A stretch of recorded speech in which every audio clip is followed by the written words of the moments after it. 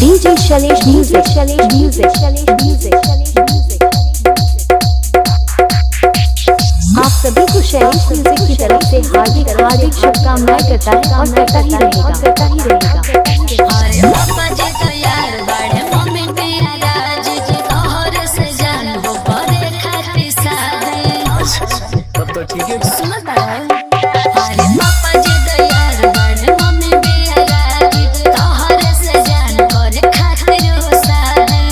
बुझल दहेज में सोना का हमार चाहिए हो। बोला एगो प्यार चाहिए हो, एगो प्यार चाहिए। अच्छा गर्दी करे खाती हथियार चाहिए। अच्छा गुंडा गर्दी करे खाती हथियार चाहिए। कहो DJ शैलेश म्यूजिक जान लेगा, जान लेगा, जान लेगा। DJ Shailesh music, Shailesh music, Shailesh music. हाथवा बाजार, हाथवा बाजार, हाथवा बाजार। हमारा सोने बुझाला हो। पूरन होई ख्वाहिश काले होई ना जयमाला। आई हो दादा। तब तो अभी बोलो। अरे करबो बड़ो बड़ी हमारा सोने बुझाला हो। पूरन होई ख्वाहिश सबले होई ना जयमाला हो। हमरा जीवन भर तोहरे प्यार चाहिए हो। ए सोना प्यार चाहिए हो, एगो प्यार चाहिए हो। गुंडा गर्दी करे खाती हथियार चाहिए हो।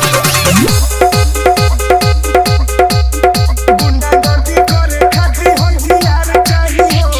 DJ Shailesh music, Shailesh music, Shailesh music, Shailesh music. हाहवा बाजार, हाहवा बाजार, हाहवा बाजार, हाहवा बाजार। पापा जी कोइले पैसा हमारा पढ़ाई में। अरे चाही दुनाली हमरा तिलक के चढ़ावाई में। हमने मन बना। ना हो अरे पापा जी कोइले पैसा हमारा पढ़ाई में। अरे चाही दुनाली हमरा तिलक के चढ़ावाई में। किसन जी तोहरे यार चाहिए हो। DJ Shailesh music, Shailesh music, Shailesh music. गुंडा गर्दी करे खाती हथियार चाहिए। आप सुन रहे हैं DJ शैलेश म्यूजिक को, शैलेश म्यूजिक को, म्यूजिक को। हाहवा बाजार, हाहवा बाजार। आप सभी को शैलेश म्यूजिक की तरफ से हार्दिक हार्दिक शुभकामनाएं करता है और करता ही रहेगा, करता ही रहेगा, करता ही रहेगा, करता ही रहेगा, करता ही रहेगा, करता ही रहेगा।